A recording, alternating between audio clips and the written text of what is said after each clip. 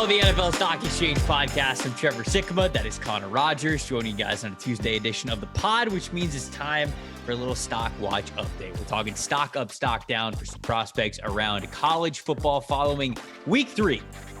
Technically, it's week 4 because week 0 counts, but week 3 is what we are coming off of.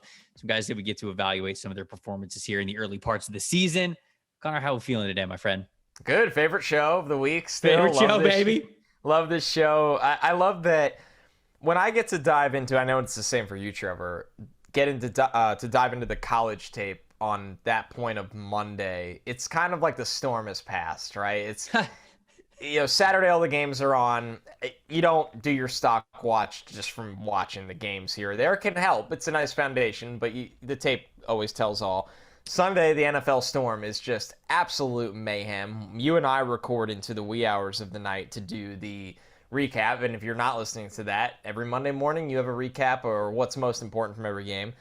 Monday's really crazy, and then in the afternoon you get to sit down and watch tape and do the stock up, stock down, and we do this show, and it's like, okay, I can breathe now. I'm caught up on the draft. The draft is a slow burn for us. Like we obviously really dive in the summer, but we're just like little bits and scoops here and there right now. Before December, it's going to be full throttle. So this is a really nice time. No, we're obviously trying to keep the draft element of the show because, as you guys know, it's a draft podcast at heart. But we're like everybody else, right? We love NFL football. We love the fact that it's back. We want to talk about it as much as possible. So in the first couple of months of the season, obviously, there's a lot more NFL talk, and the percentages will switch a little bit more towards draft talk once we get into the appropriate time to do some mock drafts, to update the big boards, all of that. But, you mentioned it on Saturday is what I do is I'll watch the games and I'll write down names. I'll write down names of players that are in highlights when I'm watching these games, when I'm flipping back and forth, or if I've got multiple screens, guys who are just popping out.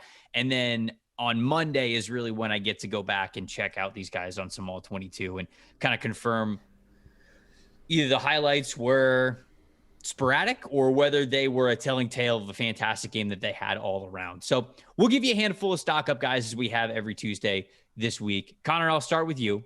Who do you want to bring to the table as somebody that caught your eye in college football from an NFL draft perspective this week? I'll start with somebody that has earned it for 3 weeks of performances, and I'll sneak that in time to time. My other two guys today are true, just like, this is what I saw this weekend. Wow, amazing performances. This guy, it's all 3 games, and honestly, I searched his name on my handle before doing this because I was like, I thought I watched him and could have declared last year, and it's Zachary Franklin, the wide receiver from UTSA. And I did. I remember last September watching him. He had really stood out, and he returned to school, which is probably a good move as a junior. There's no rush to come out. But on the season right now, Trevor, he has 26 catches for 306 yards, 3 touchdowns. And when you hear UTSA, you go, okay, like he's averaging over 100 yards a game, but who has he played against? And he's played against Houston, Army, and Texas. Mm-hmm. So he's seen fine programs, fine defenses. He's got juice. He's got wiggle. They use him in the middle of the field a lot. He's a slender kind of guy. He looks like he's about 6 feet tall, plays around 180 pounds. And I just think he knows how to get open. They use him underneath a lot, but he caught a long ball against Texas where the tracking was really, really impressive. So this is somebody that I've had my eye on for the draft for going back to the 2022 class. And, I wasn't assumed that he would declare when you have a guy coming down to UTSA that might want that extra year, but now I've had my eye on him for this is the 2nd year, and I just love the juice he plays with before, without the ball, and after the catch with the ball in this offense. They know how to deliver to him at all 3 levels of the field, and he's somebody that if you're looking for one of those round 3 to 5 kind of wide receivers, this guy is going to be in the mix. Well, I'm one of those people that you are educating right now because I have not studied him. You're forgiven for not watching UTSA. Okay, thank you. Okay. I appreciate it.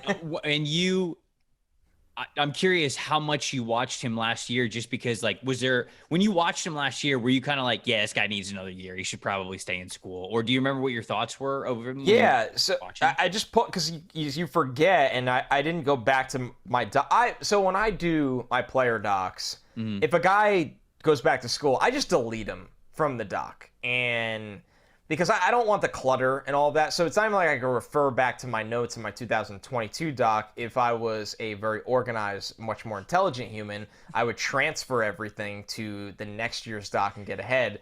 But I don't always do that, especially for guys that aren't at like these crazy programs. But I do have the tweet, and what the tweet was that I was impressed with him. It was September 8th, 2021. Converted multiple 3rd and longs in a win against Illinois. And that was the first time where I was like, man, 3rd down, this guy is in one-on-ones against man coverage, and he is just constantly finding ways to gain separation on the middle of the field, on the outside of the field. And I saw that. So it popped to me when I watched him against Texas this week. I was like, I remember Franklin, and I remember that he was somebody going back to school that could shine again this year. And he's just somebody that moves the chain so consistently. And I really do I don't want to be the guy that's always like, play him in the slot, play him in the slot. Like, he to me is a true slot option because of that wiggle, the two-way go, the secure the catch and get upfield kind of movement. So I really like him, and I think that nobody's really talked about him last year, and I haven't seen a ton of shine from this year. But to put up those kind of numbers now against Houston, Army, and Texas, everybody's going to be on him pretty soon. All right, I'll stick with wide receiver for my first stock up. I'll go down to Florida State. I want to talk about Johnny Wilson. Johnny Wilson put on an absolute show this weekend as Florida State defeated Louisville. He's a third-year player. I don't know if he's technically a redshirt sophomore or a junior. It doesn't really matter. He's draft eligible, but with the COVID year, I can never tell with players because it used to be even more organized on schools' websites. Like, oh, this is clearly a redshirt year. And now it's like, okay, is he taking the redshirt year for COVID or is he not? So they don't really specify.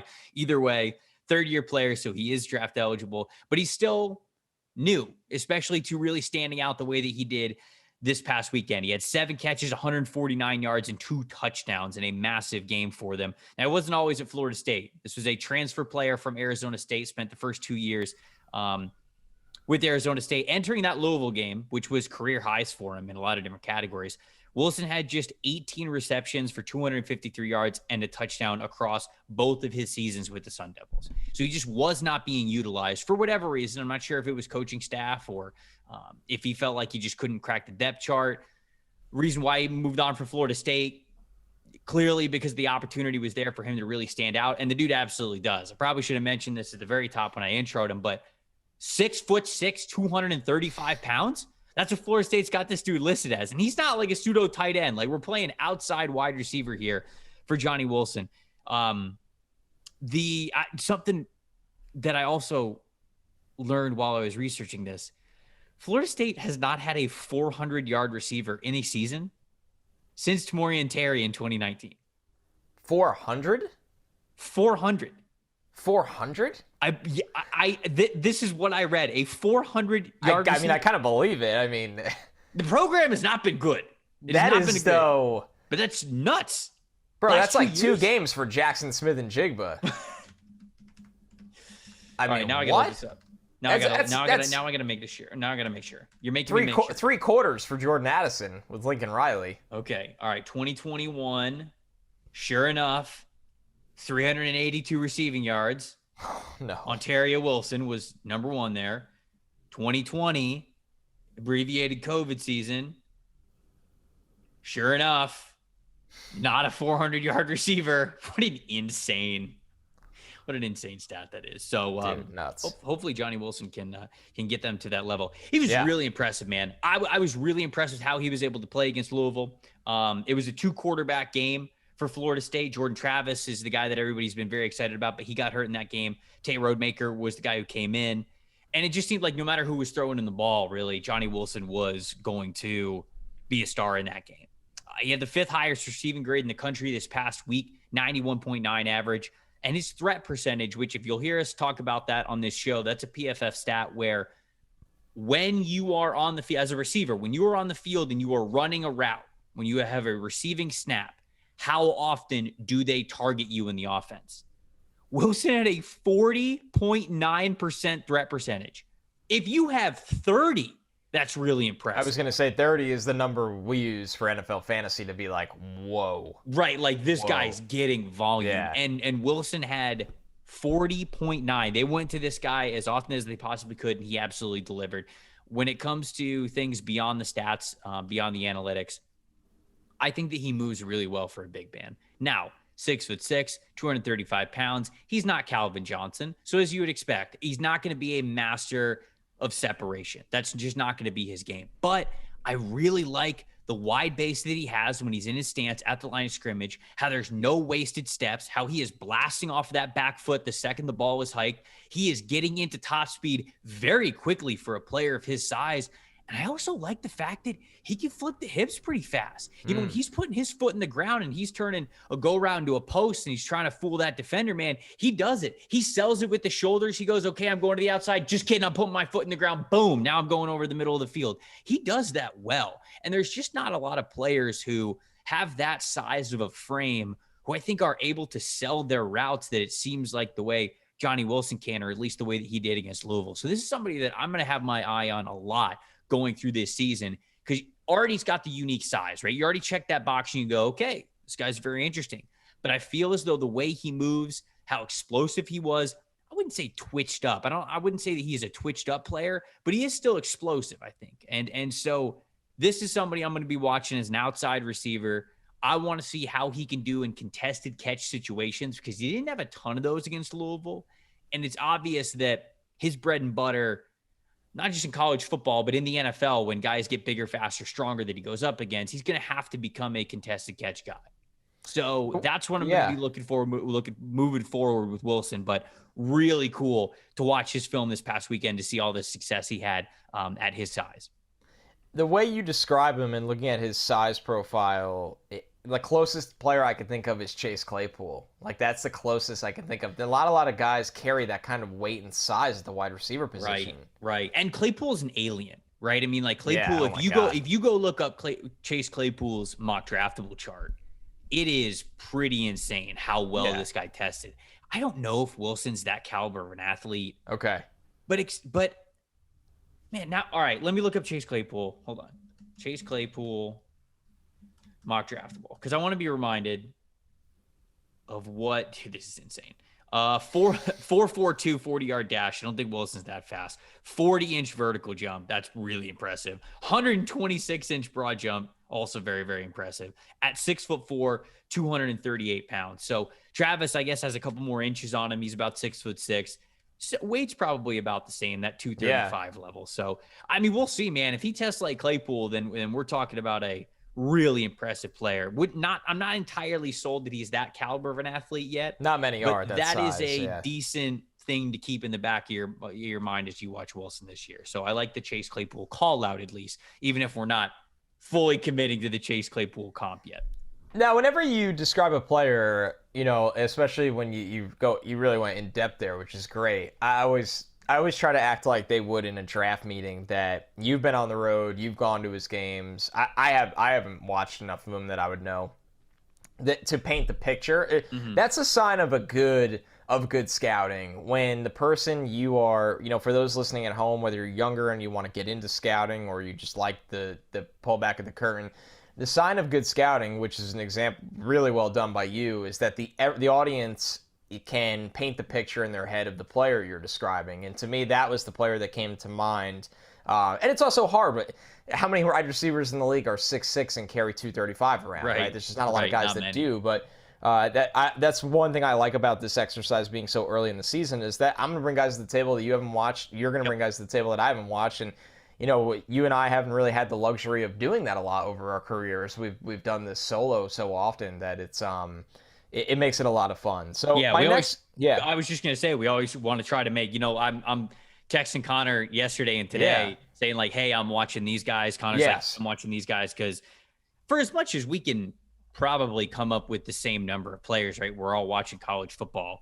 We want to give you guys as many new names as we can give you on these pods, because that's what it's all about, right? We're trying to build the database of guys that are going to be in the draft pool in 2023. So didn't mean to cut you off. No, you're good. You're good. I kind of have a trend going. Like, one guy I bring to this show we've never talked about, totally random. The other guy might be somebody that we're watching closely, and then the other guy might be someone that like people forgot about or is an older day 3 prospect. So number 2 for me, I think Franklin's a guy that a lot of people will not be familiar with. Number 2 for me is somebody people know very well, and that's B.J. Ojulari, the edge from LSU. And I mean, for me, I have to come clean right now, and I'm happy to do this before October hits. I didn't have him in my top 5 edges when we did that over the summer, and I just think that was a massive mistake. I watch him play, and he's got everything you could ask for as an edge rusher. Sure, the consistency game by game might not be perfect yet, but the film he put out against Mississippi State this weekend, we'll start with the numbers first. He had 2 sacks, 3 more quarterback hits. He had 6 total pressures. But, Trevor, they moved him all along the defensive line as a stand-up rusher. He won on an inside rush with he kind of countered in, I believe, in the A-gap with a swim move, and finished for the sack. And the rusher next to him that rushed wide did a really good job forcing the quarterback to step up. And Ojulari won so fast that when the quarterback stepped up, he stepped up right into a clean sack. Now, what I really liked was his ability then as a wide rusher on the outside to dip and bend with burst. There was a couple times where the offensive tackle could not get their hands on him with his ability to dip, turn the corner, and close in on the pocket. And he had a couple quarterback hits that were, effective quarterback hits in a sense of the quarterback felt him coming and dumped it down to the running back. And dumped it down even with the linebacker on the running back. He just had to get rid of the ball or else he would have took a sack. Ojulari has shown that, number one, he's wearing number 18 at LSU. That's a really good sign. Number 2, obviously there's NFL bloodlines. We know all about Aziz. Number 3, he can just flat out play. I think he's actually a more creative rusher than his brother was at Georgia. I think that he really knows how to win inside, outside, with speed, with power, finesse rusher, strength. I really love watching him play because every single snap, it feels like he's got juice. He really sets up offensive linemen and keeps them guessing. And I think that I regret not having him as a top 5 edge this summer because there's just no way he doesn't finish in this class as a top 5 edge. Man, that's high praise. Yeah. That's great. high praise there for him. But I love to hear it, man. I love to hear it. I just wasn't super impressed with him. I felt like he had a speed component to his game when we watched this summer, but I didn't think he had overall game. So I got to watch, man.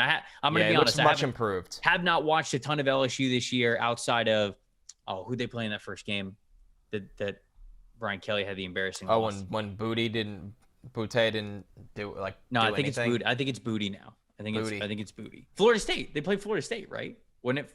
Yes. Florida State versus LSU. When Jared Verse went. Absolutely went off that game. So, hey, I mean, maybe we'll look back on that game and be like, hey, these are 2 edge rushers that were featured in this game that we weren't even paying enough attention to at the time. So I love that you're giving Ojulari the shout out. I feel like the ability has always been there for him. There's been a lot of people who have been trying to make Ojulari a thing. People were not happy after that edge rusher show we did. What, that he wasn't in there? That he wasn't, I just didn't think he put it all out on tape yet. I just didn't. I didn't think his 2021 season was that impressive. I didn't either. And even against Florida State, he was good, but against Mississippi State, turn that on when you can because he was great. Okay. He took over the game. He took over the game, and that's what I want to see from an edge in the SEC. Okay, love to hear it. I'll give you my second guy right after I talk to you about our friends over at DraftKings. The NFL action is in full swing here at DraftKings, an official sports betting partner of the NFL. We're talking touchdowns, we're talking big plays, and now even bigger wins. New customers can bet just $5 on any NFL team to win and get $200 in free bets if they do. If that's not enough, everyone can now boost their winnings with DraftKings Step Up Same Game Parlays. Right now, for every leg that you add, you can boost your winnings up to 100% with payouts as bigger than ever. Why bet on football anywhere else? To make things even sweeter, you could throw down on the stepped up same game parlays once per game all season long. Download the DraftKings Sportsbook app now. Use the promo code PFF to get $200 free in bets if your team wins when you place a $5 bet on any football game. That's promo code PFF only at DraftKings Sportsbook, an official sports betting partner of the NFL. Minimum age and eligibility restrictions apply. See show notes for details. Our latest partner in this show, Symbol, is also revolutionizing the world of sports betting and fan engagement by making sports fandom profitable. Symbol was a PFF sponsor last year. Now they're back for this football season. We are very glad they are here on this podcast. Symbol lets you trade pro and college teams like stocks and even earn cash dividend payouts when your teams win. Symbol took the thrill of sports betting and combined it with the profitability of the stock market to give you a platform where fortune favors the fan. Download the Symbol mobile app for iOS by searching SIMBULL in the App Store and use the promo code NFLSE to specifically help out this podcast. We would love you forever. And to receive a free team stock valued up to $150 upon signing up. PFF teams even getting into the action. I said that I already bought the Washington Commander stock. I bought the Eagles stock. We got Monday Night Football coming up tonight. Hopefully that stock goes up there. Every Thursday episode of the pod, Connor and I diversify our portfolios a little bit. So if you That's guys, one way to put it. That's how I say it. That's how I got to say like it. Every Thursday, we're going to diversify the portfolio. You guys go download the app. Use that promo code NFLSE. Get in on it with us. And when we do the Thursday live show, we'd love to interact with you in the chat about it, see how much money you guys are making. Download the app, create a free account, enter the promo code NFLSE. Get that free stock valued up to $150 and compete against the NFL Stock Exchange podcast this season on Symbol. All right, my next guy I want to bring to the table. Rashee Rice. I'm going to stick with receivers. I'll stick with receivers here. The SMU wide receiver. Senior, all right? Veteran. Knows the game. Ready to dominate. And boy, did he come out of the gate hot this season. 6'2", 200 pounds. Outside wide receiver. Wears number 11. Beautiful wide receiver number. I must say. Fantastic choice. So clean. Last 3 games, Connor. 8 catches. $166 and a touchdown. 9 catches. 132 yards and 2 touchdowns. And then this past week, 11 catches, 193 yards. Didn't catch a touchdown, but holy cow, were they incredible. 90.3 pass catching grades so far this season through 3 games for Rashee Rice. Incredible contested catch ability, man. I mean, this dude knows how to set up corners, knows how to get even with him. And when that ball is up in the air, he has got the ability to track it. He's got the ability to concentrate on it. He's got the strong hands to bring it down and corral that catch. He is good. He is so good, I think, on the outside on a vertical plane. So when he's threatening vertically, either a comeback or a post or a go route or whatever it is, just throw up the ball to this guy and it feels like he is going to reward you. He also pretty nice when he's attacking soft spots in the zones. You know, he'll do these deep over routes, these dig routes where he's coming across the line of scrimmage, but he's doing so at the right tempo. And I think that really shows the savviness and the awareness that he has as a senior, as an upperclassman. Because look, you know, we all love the underclassmen guys, right? The guys that we can't wait to get their hands on because their raw athletic ability, the ceilings that they have just show out as young players. Those are the guys that often get talked about as headliners of a draft class. But really the meat and cheese, the bones, if you will, of draft classes often comes with the upperclassmen. Are there any upperclassmen who, talent-wise, could have maybe declared the year before, but they just wanted to refine their game, round out their game a little bit, and now they're becoming really great prospects. I feel like that's the case with Rashee, man. You just throw him the ball, and I feel like he is a guaranteed catch for you. That's what it seems like it is at SMU this year. He feels like, man, he feels a little A.J. Brown, like with how powerful he plays as a wide receiver. I don't want to go on that full comp yet, but as I was watching him, I was like, dude, this dude, yeah, it feels like he's a bully when that ball is in the air. He comes down with it, plays with a lot of strength. So really enjoyed getting to watch Rashee Rice. We've got him very highly graded over at PFF. They're going to him early, often, and always, and he continues to deliver for him. So really like the confidence that he's playing with. And he is showing that he feels like he's open even when he's not. And that's because he's coming down with that ball more often than not. So I love to see the reliable hands from him. Now I love to see the rounded out game of how he is attacking the field, how he is attacking coverages. You could just see that experience is right there for him. So a lot of combinations of a lot of really great skills for Rashee Rice. And wanted to definitely shout him out here 3 weeks in. He's playing well. It's fun when you start to dive into the different receivers of a draft class because it's just such a... It's always obviously one of the deeper groups year after year. You can find starters or role players on day 2. And it's fun when we get to this show and we talk about guys like him. You know, I brought up Franklin. You know, just there's so many different players that it's the group that every year, Trevor, I find myself it takes the longest to get through because these guys are really productive. They're going to systems that they throw the ball all over the place. And you got to dissect their traits and see how that production translates and how do you stack up. You know, you might have 30 wide receivers drafted in a year. How do you stack them all? And I think it's something that's become with how pass happy the NFL is, I think it's a trickle effect of something that's really fun during the draft process. I agree, man. And there's so many different shapes and sizes of wide receivers. If you love Totally. watching slot receivers, you're going to find plenty that you're going to get to evaluate. If you love watching those big, giant contested catch dudes on the outside, there's going to be plenty of those that are coming through. There's just such a diversification of wide receiver weapons that we have in today's football, which makes evaluating wide receivers, I think, a lot of fun. No matter which kind you like to watch the most, you're going to have a lot of examples of that in a single draft class. So. And how about freaking SMU? They just keep doing this over and over again. Yeah. We're always watching wide receivers from SMU. So, think of Cortland Sutton and on and on and on from there. It's cool to hear about Rashee Rice. And they know how to find those guys that could be physical. It feels like they always have a track guy as well. A school that we're consistently looking at NFL talent at the position. All right, my last stock up before one stock down. Man, I feel like I've been watching him at the college level for a long time. Had the injury bump, and he looked so good against Colorado this week. And I don't care that he's 24 years old as a prospect. If you study into this guy's road, he can play. He can do a lot of different things really well. It's Mo Ibrahim from Minnesota. Okay, from Minnesota, yeah. I felt like he's somebody that could have easily been in the draft 2 years ago. We all know he's had a season-ending injury before. He looked so good against Colorado. 23 carries, 202 yards, 3 rushing touchdowns, had 12 first downs, and forced 6 missed tackles. What I love about Mo is he's so shifty as soon as he gets the ball. If somebody beats their man to the line of scrimmage, but he also, at the second level of the field when he gets downhill, runs with so much violent power. And there was one play, I believe it was like a 3rd and 20 or something, where they hand him the ball. And when he got outside, he balanced himself along the sideline for about 10 yards. So Ibrahim is somebody that any draft fan, any college football fan, especially in the Big Ten, it's a name they're very, very familiar with.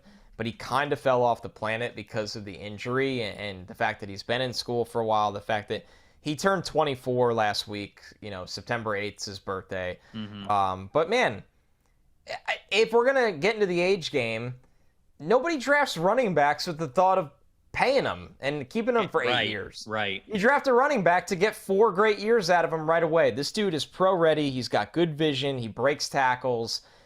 I'm such a fan, and I know he's not going in the first 3 rounds probably because of the age, because of the history. But he's somebody that we're going to blink and we're going to look and go, man, he was good in college for a long time, and he has all the traits to be a good NFL rusher. And I just like that he understands he can win with power, or he can win because he's got good feet. He's got very, very sharp feet, and I think he can execute in his own scheme, but I think he's got the downhill ability to be in a gap scheme. So Mo Ibrahim, I just haven't seen anybody in the draft world seem to care about him anymore, and I understand that we get bored of players when they hang around for a long time.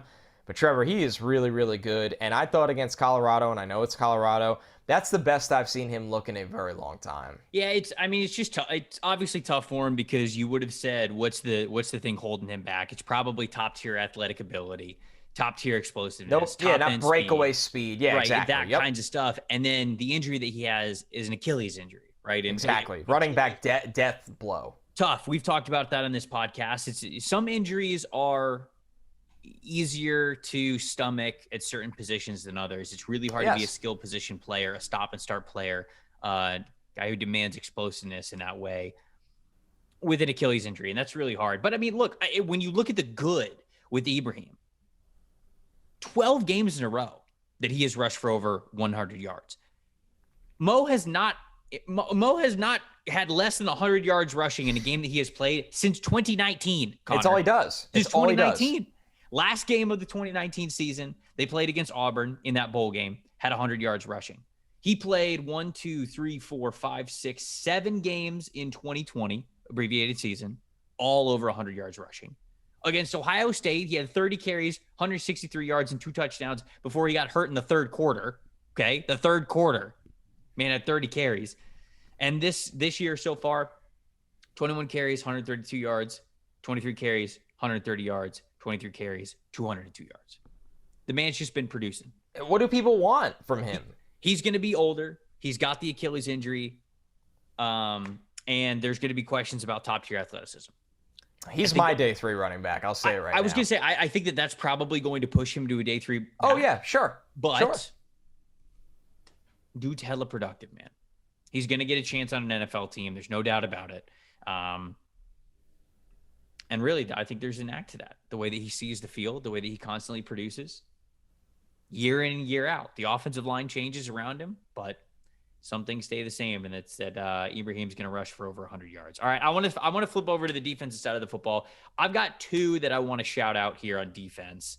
One is Mikel Jones, linebacker from Syracuse. I don't know. Have you watched him at all? You watched Mikel Jones? I watched a lot of Syracuse lately. You can't miss him because he's wearing number 3. And he's the guy with an armband. I've seen plenty of him. Yes, he wears 9 armbands per arm. So he's the guy in the middle. He's a redshirt junior, 6'1", 225 pounds. 3-year starter here for this Syracuse team. He's a team captain. Was a first-team All-ACC player last year. Pro Football Focus also had him in their first-team All-ACC as well. The dude's all over the field. He is a downhill machine. Whatever is in front of him, this dude is flying to it. 92.6 pass rush grade this season, and he's not an outside linebacker. This is not like an edge player. He's coming up the middle. These are like A-gap blitzes, delayed blitzes, like all of that kinds of stuff. Sometimes he's coming in on stunts. I guess he has come around the edge on occasion. I've seen him do it, but he is just attacking the pocket from a true off-ball linebacker spot, and he's grading really well doing it. If you keep things in front of him, man, he's fun. He knows how to rip off blocks. He knows how to take on blocks when it's his responsibility and run fits and run defense. He pursues to the sideline. He's got that kind of speed. Coverage, he's not as comfortable with it. You clearly see that when he gets to move towards the line of scrimmage, how aggressive he is because of how confident he is in his abilities, his strength, his speed, his technique, his everything. He does that at a very, very high level. The coverage, especially in zone when he's backpedaling, he's guessing a little bit. He's trying to exactly get a feel for what's around him and where he needs to be and where he needs to squeeze, what zones he needs to occupy, how he's watching the quarterback size. But I will say, I watched a couple of reps too where he was lined up against tight ends that were coming off the line of scrimmage from an inline position, trying to go up the seam. He was able to keep up with them well in man coverage because I think that he has that athletic ability. So it's a little bit of a work in progress when it comes to the most valuable part of playing linebacker for Mikel Jones. But man, I just love what kind of a downhill player this guy is. Even if the coverage doesn't get better for the rest of the year, he's okay enough at it to where we could have ourselves a really nice mid-round linebacker, maybe even better, depending on how productive he can be this year, because so far he's really killing it. I like Mikel Jones a lot. He's a player who brings good athleticism to the position.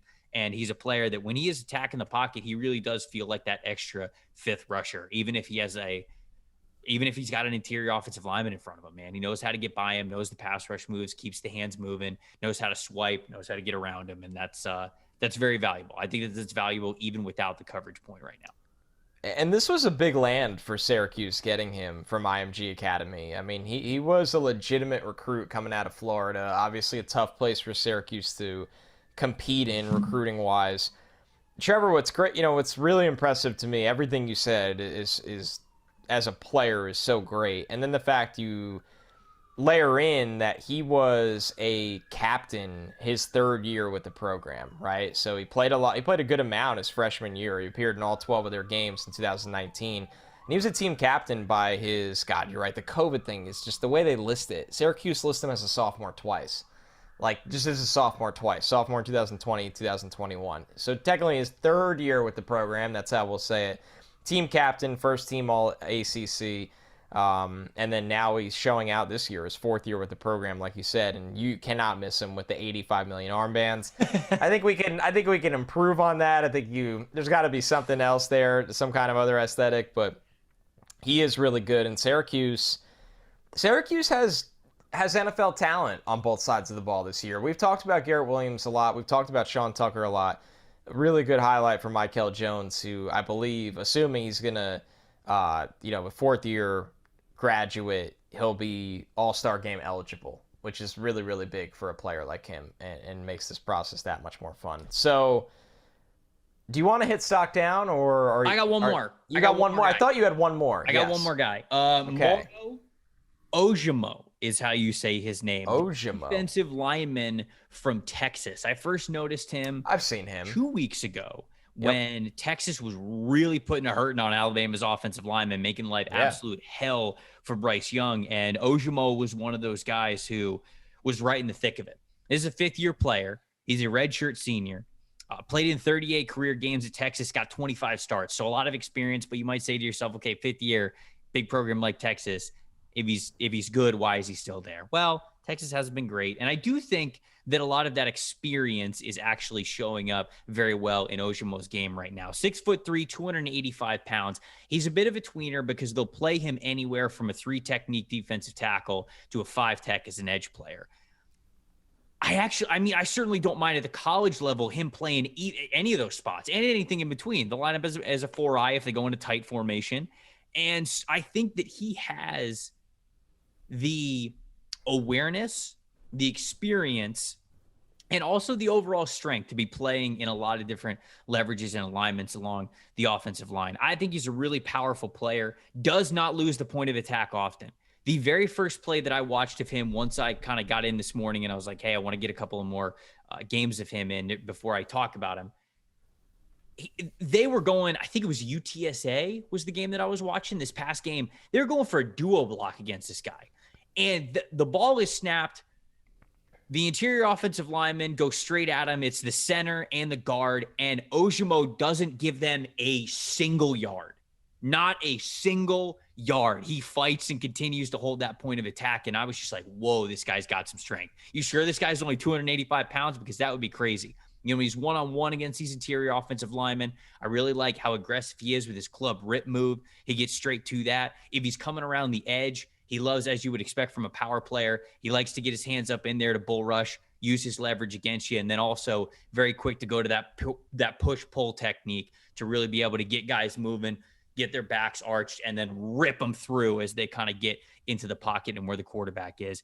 He's not a super twitched-up player, but I wouldn't say that he's not completely explosive. I do think that he has some explosive traits to him, but he's not going to be this guy that's crossing your face really quick and, you know, crossing you up and really bursting off the snap and bending around the edge. No, he's more of a power player, but for as versatile as he is on Texas' defensive line, if that weight is correct at 285, he is as strong as an ox at 285. And I love the way that he plays run defense. And even if he's not going to be this big speed rusher, love the power play that he has. So Ojomo, wanted to shout him out, guy along Texas' defensive line, who I think is playing some really nice football.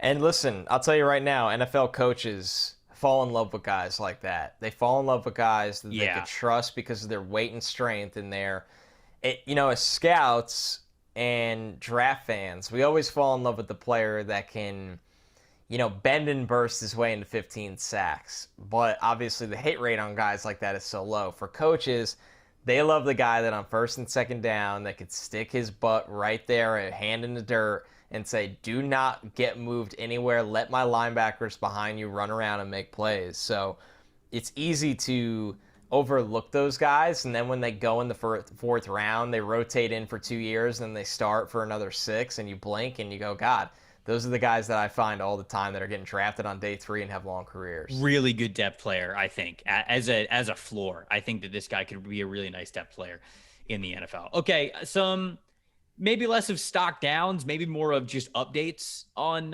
it's almost like it's unfortunate, but we do have to do this. Our goal of this show, especially the draft portion, is to really tell the story of every draft class. And you can't tell the story without the draft class without the guys with huge expectations that don't necessarily end up in that draft class. And I think that's kind of what today is. We each have one player to bring to that. Go ahead. Run away, huh? Yep. He was my safety 3 over summer, and unfortunately, Jalen Catalon's season is over. He had yet another shoulder injury. He is having season-ending shoulder surgery. We love Jalen Catalon on this podcast. We were very, very honest in our summer evaluations that injuries are what's holding him back from being a potential top 50 pick, and we thought if he bounced back and had a healthy season, kind of reminds me of what Antoine Winfield went through early in his career. And then he had a great final season, and he went in the second round. He really should have went in the first because he was a little undersized and had an injury history. He went in the second round, and he's turned into a great NFL player.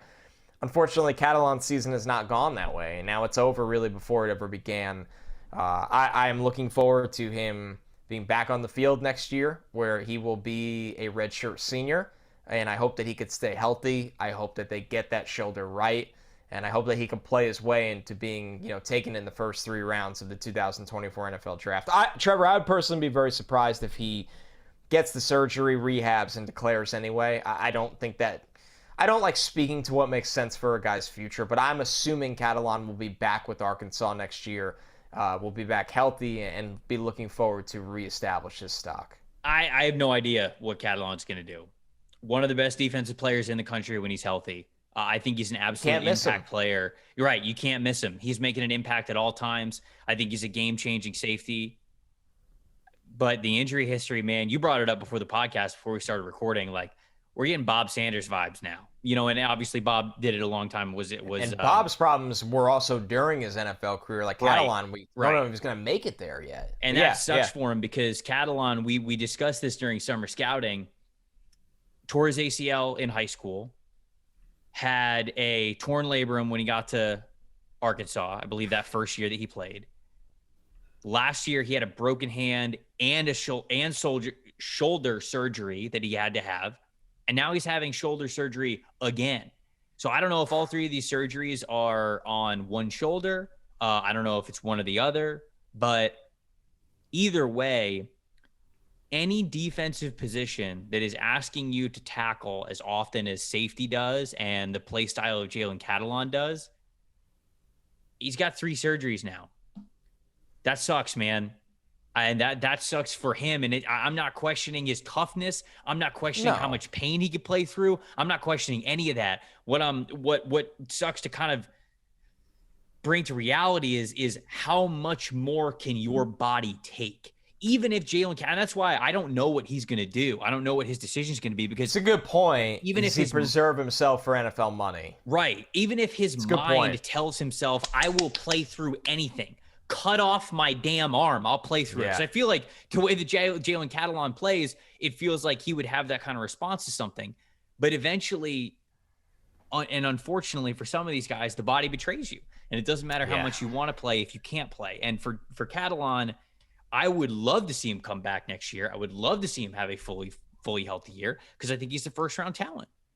But with this many surgeries now, does he take the chance? Does he go get some money in the league? And does he say, okay, if I'm going to rehab and I'm going to play, I might as well be getting some money out of it.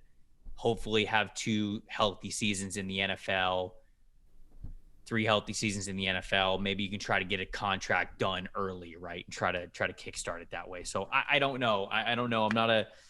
I don't want to be a financial advisor or a life advisor for him. I just hope that we certainly get to see him on the field again because he's a lot of fun to watch.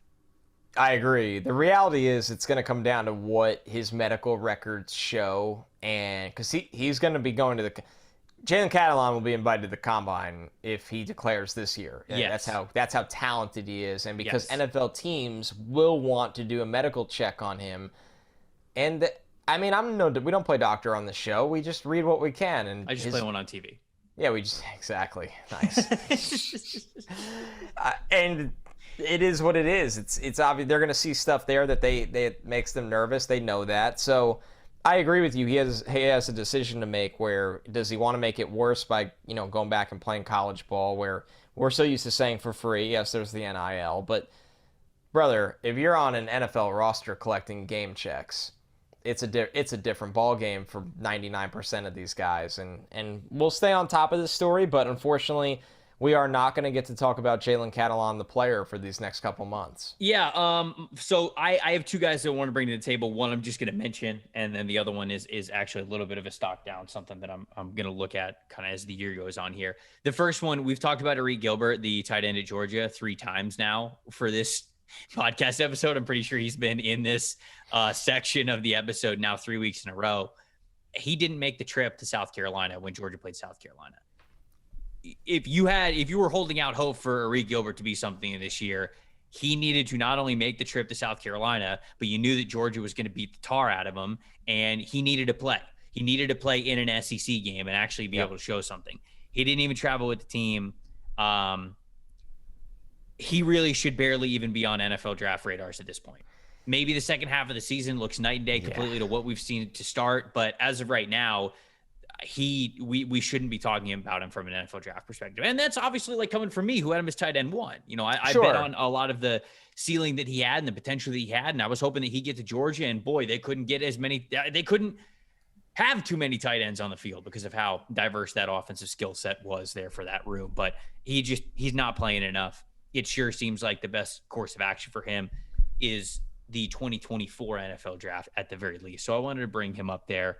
The other player that I think is a little bit of a stock down, I'm going to go with Tyler Van Dyke, the quarterback from Miami. Van Dyke, and it's nothing to what his overall ceiling and ability could be. Van Dyke was an absolute gunslinger last year in the last, 6 or 7 games for Miami, put on a show, led the ACC in passing in that time frame. But there was a lot of unorthodox, I'll just say, technique in how he was going about playing quarterback. The feet weren't always set. The hips were open. Sometimes the shoulders weren't pointed where they needed to go. But heck, Van Dyke was letting it sling because nobody else in Miami was going to let it sling. And that's what they needed to get some wins to close out the year. They go to Texas A&M, and they're playing Texas A&M this past weekend. And I think those accuracy concerns, those consistency concerns really reared its ugly head. Now, I know some people are going to say, oh, it's a Mario Cristobal offense. Look what he did to Justin Herbert. He's doing the same thing to Tyler Van Dyke. I don't know the too deep of the details there. So I still need to kind of analyze that situation as a whole with coaching involved. But I'll tell you, from a throw-by-throw basis, Tyler Van Dyke individually needs to get a lot better. I agree. A lot more consistent, man. When he had a 48.6% completion percentage, just a raw completion percentage, and only a 63.2 adjusted completion percentage. Yeah, that's not going to do it. Passing grade this past week. And, if some of you were looking for, okay, well, like, what's the goal? 60% passing. It's not too bad. Adjust it. If you have an adjusted completion percentage, which goes into things that are kind of outside your control, mainly drops from the wide receiver on catchable passes, most quarterbacks want to be around 75%. You want 3/4 of your passes. If they are, you want at least 3/4 of your passes to be going exactly where they need to be. Yes, especially in college. For a guy that, admittedly, I was excited about his touch and anticipation and he has it, right? I watched that Texas that was the calling card. And there were a couple of throws that were really nice. Yeah. The issue with Van Dyke is they're not consistent. He doesn't have the mechanics. He doesn't have the discipline. He doesn't have, I don't think, the footwork right now, and just the operating procedure of how he throws the football to where he knows that ball is going exactly where it needs to go. If him and his wide receivers are running a certain route combination 10 times out of 10, he knows how to put it exactly where it needs to be on rhythm right to the wide receiver. And I just don't think we get that. We just don't have enough consistency with him right now. So still a high ceiling for Van Dyke. He's still a fun quarterback to watch, but in terms of an NFL prospect, the accuracy's got to be better with him during the rest of the season if we're going to consider him one of those top prospects in this class. I'm with you. When you texted me his name, I watched his throws this week right away because, he's a big name in this class, right? He's, we talk about Bryce Young and CJ Stroud, and then very often, if we don't do it, somebody will remind us to. You have Anthony Richardson, Will Levis, Tyler Van Dyke, Tanner McKee, like these guys that are, a bit raw and we want to see more of, that are trying to fight to go in the first round. And a lot of them have had their struggles. And with Van Dyke, I saw the 2 turnover-worthy plays where it's just, he's kind of airing it out into coverage, really dangerous throws that A&M defenders weren't able to secure the ball, but it's a lot of defenders in the country that would on those throws. So he could have easily walked away with this game with an interception or 2, no passing touchdowns. And I agree, Trevor, resetting his feet in the pocket was a problem in this game that led to inaccuracies and late footballs. And, we believe he could bounce back, but this was a performance where you could kind of see all of the flaws in his game that need to be worked on. They were all very evident in this one. Van Dyke was a lot of fun last year because he felt like a backyard quarterback that just came in and won Miami some games, right? And it was just like, damn, this dude is getting the ball deep down the field. Right, exactly. Yeah. And everything looks tight now. this year, he's a little bit too much of an unorthodox quarterback, and you just got to hone it in a little bit. We got to get the most out of that talent. So there you go. That's a little bit of a, I'll say, stock update. We don't have to say stock down on some of these guys. Yeah, we don't have to be. Things to watch. Yeah, that's a good way to put it. That's a very politically correct way to put it. I appreciate that. Before very we get friendly out of NFL stock exchange. Before we get out of here, No House Advantage is changing the game by offering the most dynamic fantasy sports platform available today. Play in pick'em contests versus other people for a shot at winning $250K plus cash prizes. Download the app. That's No House Advantage.